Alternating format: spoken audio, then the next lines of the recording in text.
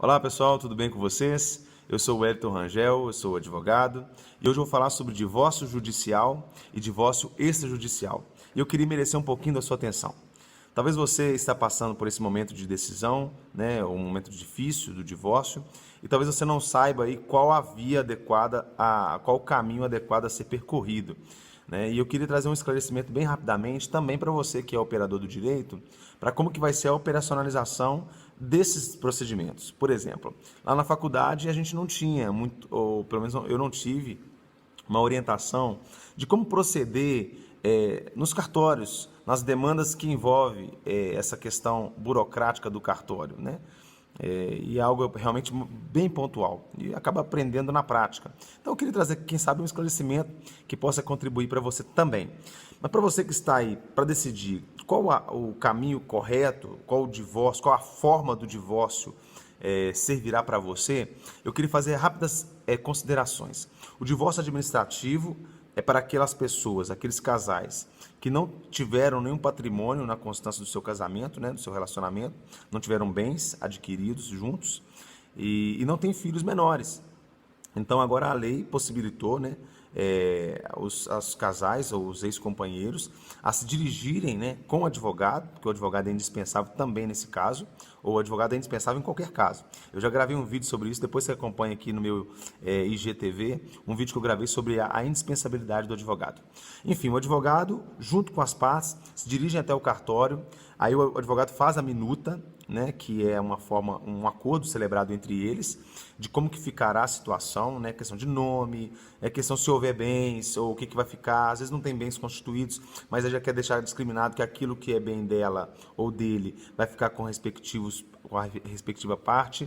Então isso já fica deliberado ali, né, determinado no acordo, na minuta de acordo, assinado pelo advogado também, leva-se até o tabelião no cartório de notas, ele vai fazer, né, essa homologação, você paga uma taxa por volta de R$ 450, não é a taxa, na verdade, o nome, mas é o emolumento, né, é o valor que o cartório cobra daquele procedimento, e depois de feito esse pagamento, você já sai dali, né, com o seu registro, né, que é o registro do imóvel, que é o registro público, é um registro público, né, melhor dizendo. E você já sai com isso ali para poder se direcionar até o cartório onde foi celebrado o casamento. Por que tem que direcionar ao cartório?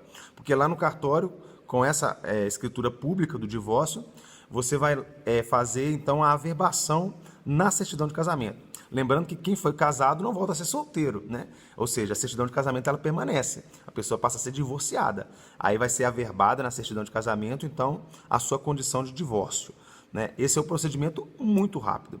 Então, quem tem essas características que eu disse, pode optar, é mais interessante, até pela celeridade, optar pela via extrajudicial, que é a via administrativa, né? Paga-se um valor que talvez na via judicial não pagaria, né? Ressalvado algumas exceções, mas você então fica muito mais eficiente ou muito mais rápida a questão do divórcio. Se houver o contrário do que eu disse, por exemplo, bens a serem partilhados, filhos menores a serem determinadas a questão dos alimentos, a guarda, então necessariamente vamos para a via judicial, né? E a via judicial tem aquela dificuldade que nós todos sabemos, que é a morosidade, o tempo. Isso pode durar anos, né? E se for litigioso, então, mais tempo ainda até resolver, né, dirimir todas as dificuldades que houveram na constância do casamento, enfim, no fim do casamento, como eu disse. Então, a via judicial tem essa diferença, né? O tempo, a morosidade, como eu falei, essa questão das complexidades a serem analisadas, algumas coisas impedem de ser na via administrativa. E quanto aos honorários dos advogados? A tabela da OAB é bem clara com relação a isso.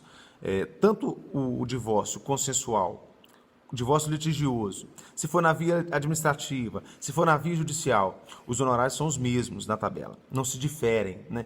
Ou seja, o que diferencia os valores dos honorários são se tem bens ou não tem bens, né? Se for para uma parte só ou se for para ambas as partes. Então tem essa diferenciação, né? É a única diferenciação. Então eu queria aqui ressaltar a indispensabilidade do advogado para esse procedimento, você procurar um advogado e falar a respeito da situação. Por exemplo, tive um caso concreto em que a pessoa, por orientação, né? Ou seja, ela buscou o advogado para ser orientada, então ela pôde ser ela pôde optar pela melhor via, pelo melhor caminho, né? Porque no caso dela, nesse caso em concreto, o ex-companheiro, ele veio ao falecimento logo depois que ela se divorciou no administrativo. Agora, se imagine se fosse pela via judicial, se ela não tivesse, por exemplo, conhecimento da doença dele, se não tivesse comunicado com o advogado sobre essa necessidade, né? Obviamente seria orientado até por uma questão de economia, né? Para ela mesma, optar pela via judicial, mas aí teria esse tempo hábil para poder resolver o conflito, ou melhor, o processo, mesmo que consensual, iria ter essa demora, e aí a pessoa teria vindo a óbito no trâmite processual, o que traria outros desdobramentos e, com certeza, maior dificuldade.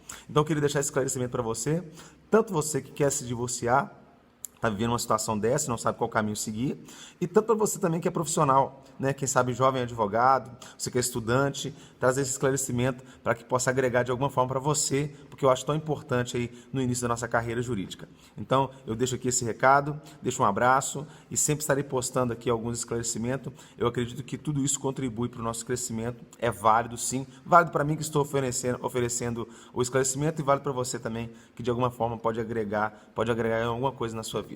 Um beijo para vocês, até a próxima.